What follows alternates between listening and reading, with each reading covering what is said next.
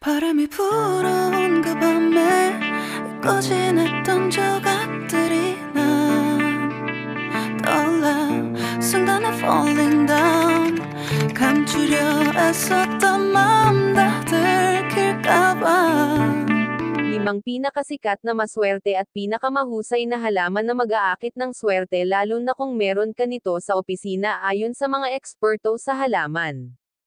Ano ang pinakamahusay na mga halaman para sa iyong opisina? Ayon sa mga eksperto sa halaman.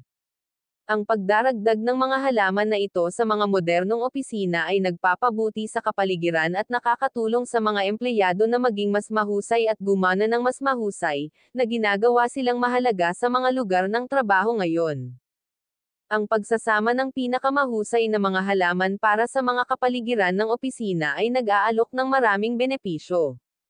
Gumaganap sila bilang mga natural na air purifier, pinapabuti ang kalidad ng hangin at binabawasan ang mga lason. Ang pagkakaroon ng mga halaman na ito sa iyong mga panloob na lugar ay nagpapahusay sa pagiging produktibo at focus habang pinapataas ang mood at binabawasan ang mga antas ng stress.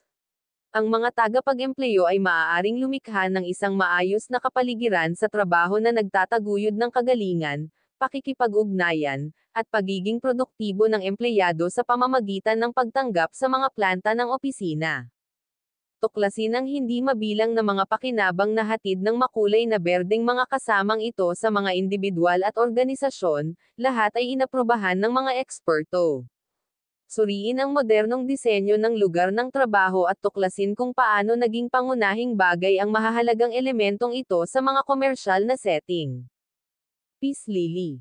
Sa kanilang magagandang berdeng dahon at matikas na puting bulaklak, ang peace lilies ay walang kahirap-hirap na itinataas ang estetik ng anumang komersyal na espasyo.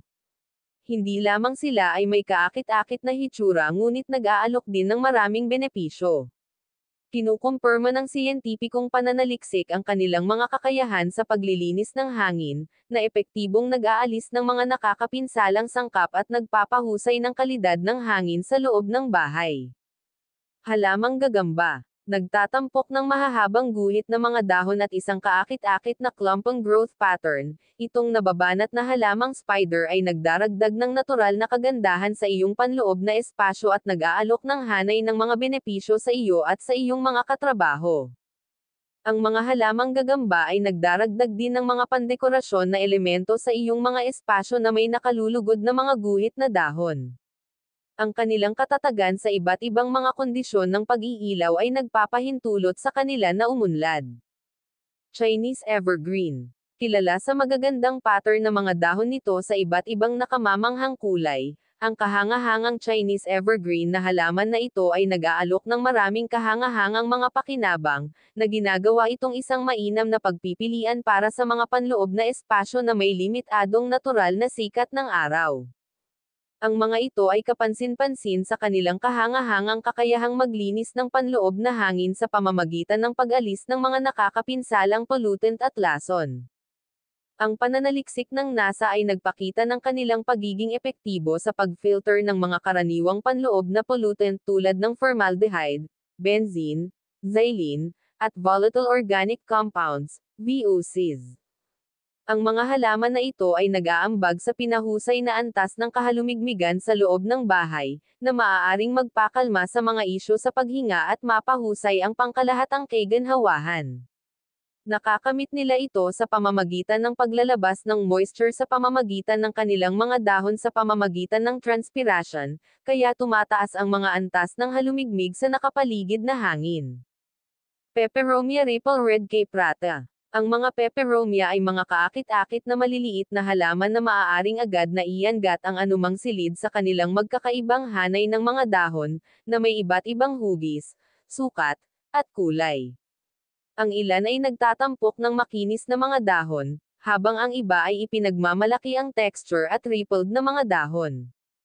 Kinilala ng NASA Clean Air Study ang mga partikular na species ng peperomia, tulad ng Peperomia obtusifolia, para sa kanilang mga katangiang naglilinis ng hangin, na ginagawa itong partikular na kapakipakinabang para sa mga individual na sensitibo sa mga panloob na kemikal o sa mga naninirahan sa mga urban na lugar na may mas mataas na antas ng polusyon. Halaman ng goma. Ang rubber plant ay kilala sa malalaki at may kantab na dahon nito na maaaring lumaki ng malaki, na nagbibigay daan dito na umabot sa taas na 8 talampakan o higit pa. Ang hugis itlog na mga dahon nito ay lumilitaw na may mayaman na berdeng kulay at pagkatapos ay mature sa isang malalim na burgundy o lilang-lilam. Ang dramatikong pangkulay na ito ay ginagawa ang rubber plant na isang kapansin-pansing karagdagan sa anumang panloob na espasyo. Ito ay epektibo sa pag-alis ng mga lason at pollutant mula sa panloob na hangin. Ang laki at kulay ng dahon nito ay ginagawa din itong isang architectural statement. Sa mga tuntunin ng pangangalaga, ang rubber plant ay hindi nangangailangan ng maraming pansin o pagpapanatili kapag naitatag, na ginagawa itong isang madaling houseplant para sa mga nagsisimula at abalang mga magulang ng halaman. Dracena. Ang pagkakaroon ng dracena sa paligid ng iyong opisina ay maaaring mapalakas ang pagiging produktibo at focus sa pamamagitan ng pagbibigay ng mas malinis, mas malusog na hangin. Ang halaman na ito ay madaling pangalagaan at madaling ibagay sa iba't ibang kondisyon ng pag-iilaw sa loob ng bahay. Ang kaunting pangangailangan nito ay nagbibigay daan sa mga manggagawa sa opisina na tamasahin ang mga benepisyo ng planta ng walang gaanong maintenance. Ang matangkad, patayong paglaki ng dracena ay ginagawang angkop din para sa paglalagay sa mga sulok at laban sa mga dingding, na kumukuha ng maliit na paalang na espasyo. Para sa mga kakayahan nito sa paglilinis ng hangin at likas na walang kaguluhan, ang dracena ay isang mahusay na paraan upang dalhin ang ilang natural na buhay sa isang setting ng opisina. Ang pagdaragdag ng pinakamahusay na mga halaman para sa opisina ay maaaring makinabang sa iyong mga katrabaho at bisita. Ang mga mainam na halaman na inirerekomenda sa itaas ay hindi lamang sinasala ang hangin ngunit nagdaragdag din ng visual na interes at isang koneksyon sa kalikasan. Ang kanilang pagpapatahimik na presensya ay maaaring magpataas ng pokus at pagiging produktibo.